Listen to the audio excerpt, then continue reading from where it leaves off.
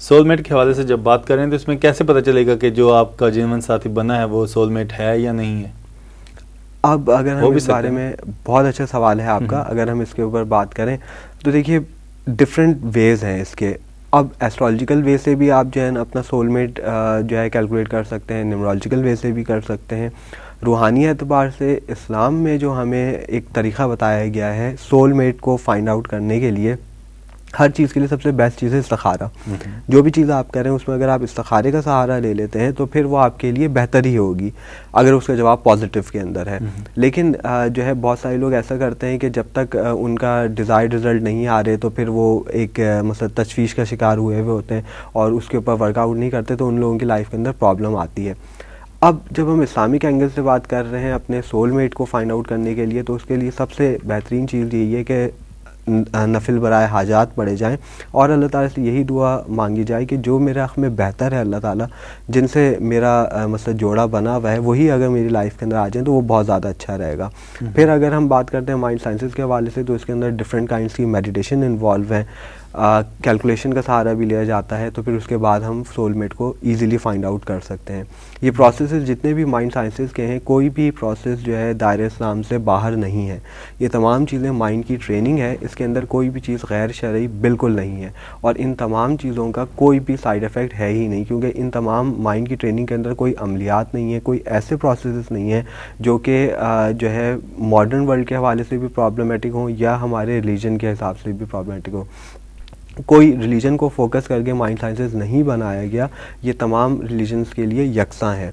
यहाँ जब हम सोलमेट के लिए बात करते हैं तो एक मेडिटेशन हम इसके अंदर करते हैं, फिर हिप्नोथेरेपी के अंदर भी हम इसको यूज़ करते हैं कि बहुत सारी दफ़ा जो क्लाइंट है उसको जो है हिप्नोटिक ट्रांस के अंदर लेके जाया जाता है। फिर हिप्नोटिक ट्रांस के अंदर ले जाने के बाद जो है उससे कुछ क्वेश्चंस किए जाते हैं और फिर जो है वो सोलमेट का फाइंड आउट किया जाता है। जब हम बात करते हैं हिप्नोटिक ट्रांस के अंदर लेके जाने के बाद किसी एक स्पेसिफिक चीज़ की इन्फॉर्मेशन के लिए, तो वहाँ आपका तहत शऊर, आपका अनकॉन्शियस माइंड वर्क कर रहा होता है। हमारा जो अनकॉन्शियस माइंड है या हमारा सबकॉन्शियस माइंड है, ये टाइम स्पेस इन तमाम क़ैदों से बालातर है। इसके लिए टाइम की और जो है मतलब कोई स्पेस की, इन तमाम चीज़ों की कोई वैल्यू नहीं है। अल्लाह ताला की तरफ से यूनिवर्सल एनर्जीज़ पूरी कायनात के अंदर फैली हुई हैं। इसी यूनिवर्सल एनर्जीज़ की वजह से ही ये तमाम दुनिया चल रही है। हर चीज़ एक दूसरे का एक हिस्सा है, चरिंद परिंद हैं तो इंसान हैं, इनके हर कोई एक दूसरे की हेल्प कर रहा है। जब हम पौधों के बारे में बात करते हैं, हम वही खा रहे हैं कार्बन डाइऑक्साइड और ऑक्सीजन की जो है ना हमारे लिए जो मतलब सिस्टम है अल्लाह ताला का, उसके अंदर हमारे लिए ये हेल्पफुल साबित हो रहे हैं। तो इस तरीके से जब हमारा अनकॉन्शियस माइंड है, वो जब टाइम एंड स्पेस उसके लिए कोई बाउंड्रीज उसकी नहीं है, तो फिर वो हर किस्म की इन्फॉर्मेशन ला सकता है। जब हम बात करते हैं इसमें इलाही के हवाले से, तो इसके अंदर भी यही है कि बहुत सारे वाक़यात ऐसे बुज़ुर्गान दीन से रिलेटेड हैं कि बहुत सारी इम्पॉसिबल चीज़ों को अचीव कर लिया गया इसमें इलाही के ज़रिए। यहाँ इसमें इलाही की पावर भी अपनी जगह, ये पावर और माइंड साइंसेस, ये दोनों चीज़ें हमारे बुज़ुर्गान दीन भी यूज़ करते थे। जब इंसान का जहन, दिमाग या लाशऊर और शऊर की हम बात करते हैं, ये तमाम चीज़ें जब पावरफुल होंगी तो ही किसी वज़ाइफ़ का आपके ऊपर बेहतर तरीके से इम्पैक्ट होगा। साथ साथ जितने भी शरई पाबंदियाँ हैं, जितनी भी शरई क़वानीन हैं, उनको आपको ज़रूर फॉलो करना है। यहाँ हम इन किसी भी चीज़ से नहीं भाग सकते और किसी भी चीज़ के अंदर जब आप कोई टारगेट एक सेट कर लें कि आपने अचीव करना है, तो उसके ऊपर फोकस कम्प्लीटली रहें, तब जाके आप उस रिज़ल्ट को अचीव कर पाएंगे।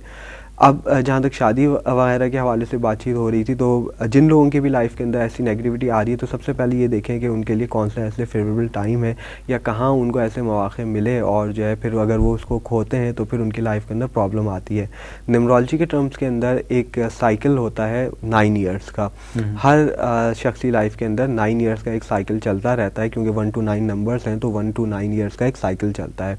ये आइदर पॉजिटिव भी हो सकता है, नेगेटिव भी हो सकता है। जब हम रिश्तों के हवाले से बात करते हैं, अगर आपके पास एक ऑफ़र आ रही है बार बार, आप जो है और ज़्यादा मतलब बेहतर की तलाश के अंदर लगे में, ठीक है ये तमाम चीज़ें, लेकिन बाज़ दफ़ा आपको ये भी सोचना पड़ता है कि इस वक्त सिचुएशन क्या है।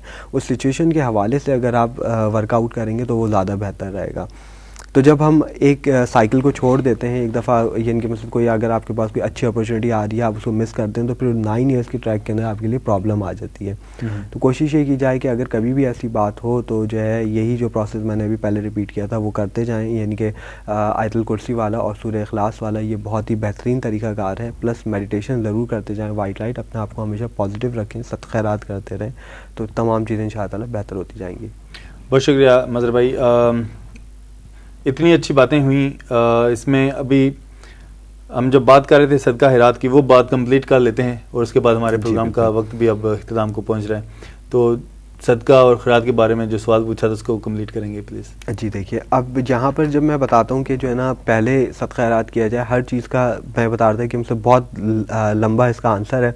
हर चीज़ का एक ऑरा है, यानी कि एक इलेक्ट्रिकल फील्ड है। हम ह्यूमन हैं तो हमारे जो इर्द गिर्द फील्ड है वो ह्यूमन इलेक्ट्रिकल फील्ड कहलाती है। ये इलेक्ट्रिकल फील्ड के अंदर जब इम्प्योरिटीज़ आ जाती हैं या ये इलेक्ट्रिकल फील्ड जब वीक हो जाती है, ब्रेक हो जाती है, तो हमारे अंदर प्रॉब्लम्स आती हैं।